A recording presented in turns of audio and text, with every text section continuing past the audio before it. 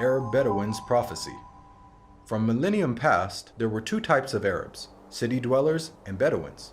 Bedouins are nomads. They travel through the vast deserts and are constantly on the move. Even during the golden age of Islam, when Arabs were the richest and most learned people on earth, Bedouins remained in virtually the same state that they had been for thousands of years, poor, uneducated, and cut off from the rest of the world.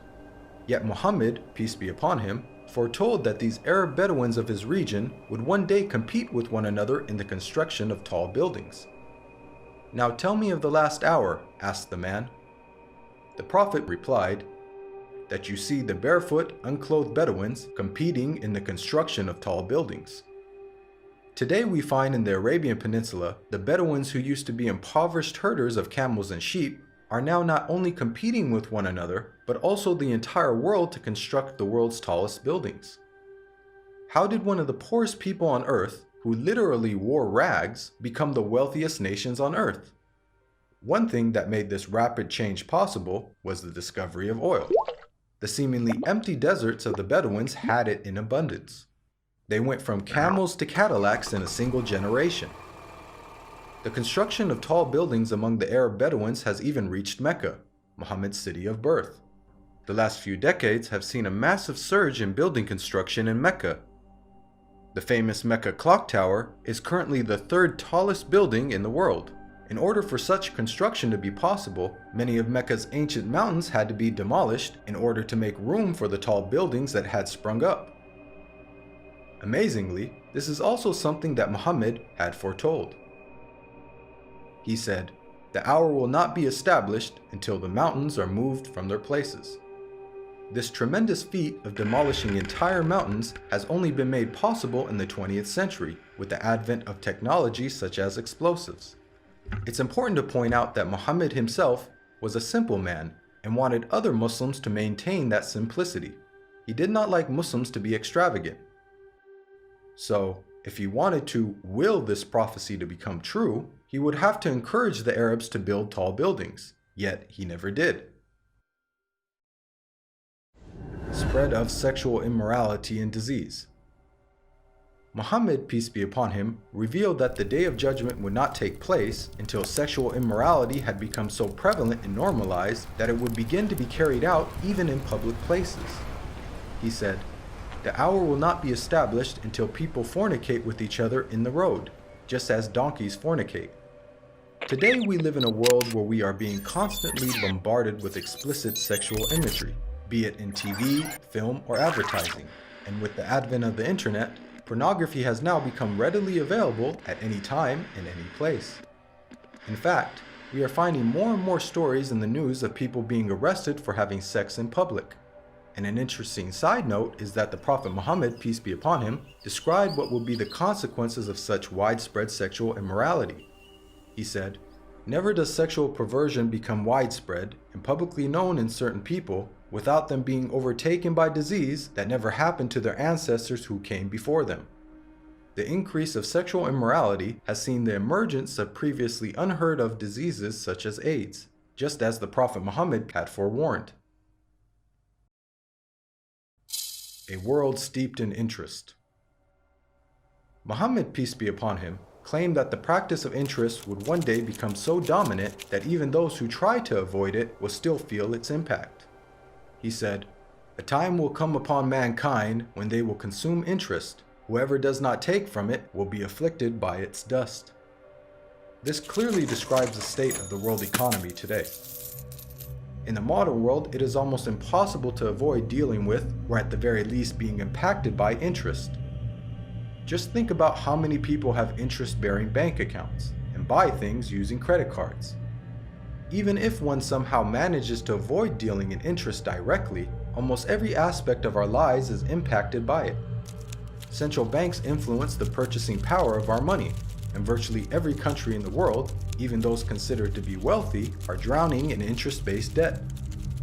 The financial system even suffered a global collapse in 2008, a disaster which had plunged the world into economic turmoil, the consequences of which will be felt for generations to come. What makes this prediction amazing is that the financial state of the world over the last century is unique in history. At the time of Muhammad, Finance was based on commodities with intrinsic value, such as gold and silver coins.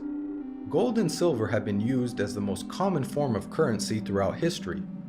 The use of paper money with no intrinsic value, along with the massive debt and interest that it has resulted in, is a phenomenon of modern finance, and not something that could have been easily guessed by Muhammad over 1400 years ago. The defeat of Rome and the conquest of Persia. During the Battle of the Trench, where Muhammad, peace be upon him, and his followers were under siege by their enemies, being outnumbered 3-1 and staring in the face of certain defeat, the Prophet made some bold predictions. He said, "God is most great. I have been given the keys of Syria. By God, I can see its red palaces at the moment. God is most great. I have been given Persia. God is most great. I have been given the keys of Yemen." At that moment, Muhammad had made the astonishing claim that the Muslims would not only take the lands of Yemen and Syria, much of which was under the occupation of the Roman Empire, but that they would also defeat the mighty Persian Empire. Historically, Muhammad's companions saw this prophecy fulfilled before their very eyes, as they went on to defeat the Romans and conquer Persia. What are the odds that the Muslims, who lacked economic and military strength, could topple the superpowers of the world in such a short span of time? The astonishing way that the Muslims defeated the superpowers captured the world by surprise. As historian Barnaby Rogerson explains, you have to remember that the two great superpowers were the Byzantine Empire, i.e. the Eastern Roman Empire, and Sassanid Persia. They were the dominant superpowers. If you're putting it in a modern parlance, it's a bit like the Eskimos taking on the United States of America and Russia. No rational person would have ever conceived of such a possibility. The sentiment is echoed by historians who cannot explain how Islam became such a dominant force so quickly. Professor of Byzantine Studies, Andrew Louth, wrote, "The speed with which the eastern provinces of the Byzantine Empire succumbed to the Arabs remains to be explained by historians." Prevalence of writing. Many of us take for granted the ability to read and write, and the abundance of books that are available in the modern age. However, for the people of the past, illiteracy was the norm, and books were very scarce. Muhammad, peace be upon him, was born into a society in which very few people could read or write. It is estimated that the number of people who were literate in his locality of Western Saudi Arabia did not exceed 17. Muhammad himself could not read or write. Against this backdrop, the Prophet Muhammad made the prediction that writing will one day become widespread among mankind. He said, "Ahead of the hour, the pen will prevail." The Arabic word used for pen here is qalam, which also carries the wider meaning of writing. This perfectly describes our world today, in which it is the norm for people to read and write, and there is an abundance of books, newspapers, and magazines. This has only been made possible thanks to 15th century technological advances, such as printing that took place over 800 years after Muhammad's prophecy. And with the advent of the internet, writing is spreading even more. Anybody with a computer or smartphone now has access to millions of books with just the click of a finger. It's quite powerful that Muhammad, who could neither read nor write, prophesied the spread of reading and writing. The greening of Arabia's deserts. The Prophet Muhammad, peace be upon him, made a bold prediction about the future state of Arabia. He said, "The hour will not begin until the land of the Arabs once again become meadows and rivers." This narration anticipated the greening of Arabia's extensive dry desert environment. As recently as 1986, there was little to no farming in the region. However, over the last 30 years, these deserts have been transformed to grow grains, fruits, and vegetables, thanks to techniques such as center pivot irrigation. This is a process that pumps water to the surface from deep underground reserves, some of which date back to the last ice age 20,000 years ago. Now put yourself in the position of a person living in 7th century Arabia. This region hosts some of the most extensive sand and gravel deserts in the world, with very little rainfall. Could anyone inhabiting such a harsh environment ever rationally conceive of the possibility that one day there would be a plentiful supply of water and abundant crops? This prophecy also makes a claim about the ancient past. Note the words of Muhammad, "The lands of the Arabs once again become meadows and rivers." By saying once again, he is implying that at one stage in their history, the deserts were lush with vegetation and life, and that they will be returning to this former state. Geologists now know that the Arabian Peninsula was, indeed, once filled with meadows and rivers in ancient times. Modern archaeological discoveries have uncovered a number of fossils and conclude that once upon a time, the Arabian Peninsula was much greener and wetter, just as Muhammad had revealed. The rapid spread of Islam and the decline of the Muslims. Muhammad, peace be upon him, predicted that the Islamic civilization would reach both east and west. He said, "God folded the earth for me, and I saw its east and west, and the dominion of my nation will reach as far as the earth was folded for me." History bears witness to the fact that Islam spread rapidly, both east and west, just as Muhammad boldly had foretold. At the time, this was a geographic expansion the likes of which the world had never witnessed. The Islamic Empire was the largest the world had ever seen. The Prophet Muhammad not only informed us about the spectacular rise of the Muslims, he also foretold their decline. He said, "The nations will call each other and set upon you, just as diners set upon food." Someone then asked, "Will it be because of our small number that day?" The Prophet Muhammad replied, "Rather, on that day you will be many, but you will be like the foam on the river." Here we can see that Muhammad prophesied the dire circumstances in which the Muslims would find themselves. He explained that a day would come in which the Muslims would be large in number, but in such a state of weakness that other nations would invite one another to set upon them. The analogy of Muslims being eaten as a meal was given, which emphasizes just how helpless they would become. This prediction accurately describes the radical turn of events that took place in the Muslim world in the 19th and 20th century. Prior to this, the Muslim lands had grown to become some of the most powerful in the world. From the time of the death of Muhammad until the 19th century, the Muslims were economically, politically, militarily, and technologically far ahead of most of the world. Then the unthinkable happened. Nearly all the Muslim world was occupied, colonized, and militarily defeated by non-Muslim nations. Russia had annexed the Caucasus. France controlled Algeria, Morocco, and Tunisia. Great Britain occupied Egypt, Syria, Iraq, Palestine, and India. And the Dutch controlled Malaysia and Indonesia. Of the 50 Muslim countries that exist today, only a few survived occupation, and the ones that did were still subject to colonial masters. All of this is just as the Prophet Muhammad had predicted. At the time, there was an estimated 200 million Muslims, representing 12.5% of the world's population. But their considerable numbers could do nothing to prevent the defeat by their rivals. They were weak like the foam on a river. Again, just as Muhammad had foretold. If we reflect on this prediction, it is quite counterintuitive.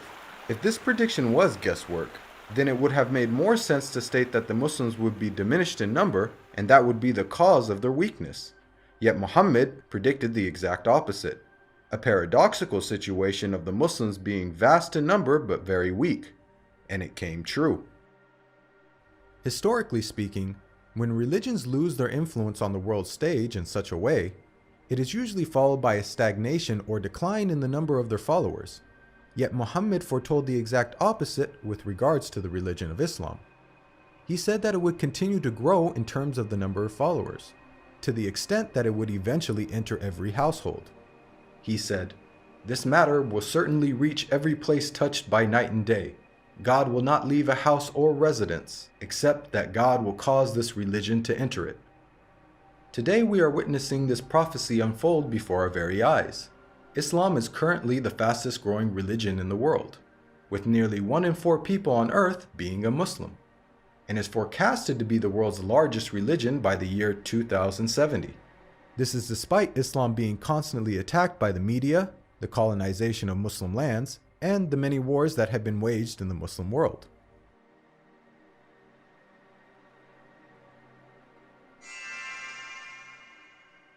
Even the name Muhammad has prophetic implications. It's an Arabic word that means the praised one. The Quran states how Muhammad's remembrance will be raised. We elevated your mention for you. Since this verse was revealed over 1400 years ago, the Prophet Muhammad, peace be upon him, has been the most praised person in history. Today, not a second goes by without a minaret somewhere in the world publicly proclaiming the time for prayer and saying, أشهد أن محمدًا رسول الله.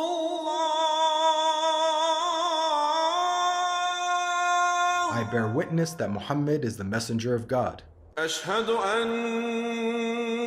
محمدًا رسول الله.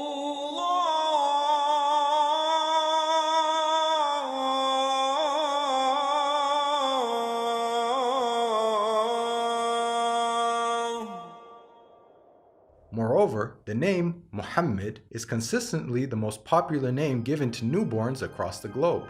This is despite the fact that Muhammad never encouraged Muslims to adopt his name. In fact, he said that the best names are Abdullah and Abdurrahman.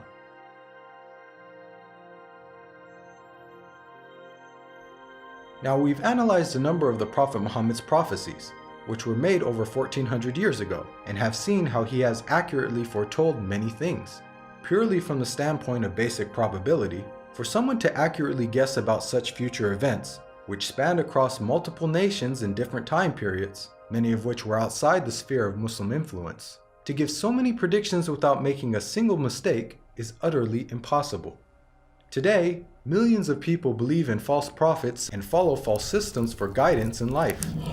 As human beings, we're willing to follow false prophets, man-made systems, and baseless superstitions, but why don't we accept the real guidance when it comes from God? God empowered the Prophet Muhammad with accurate prophecies as a way for us to distinguish the true prophets from the false. Truth has now arrived, and falsehood perished, for falsehood is, by its nature, bound to perish. This video is based on the book, The Forbidden Prophecies. To learn more about the evidences for Muhammad's prophethood, please download your free copy of the book at the link below.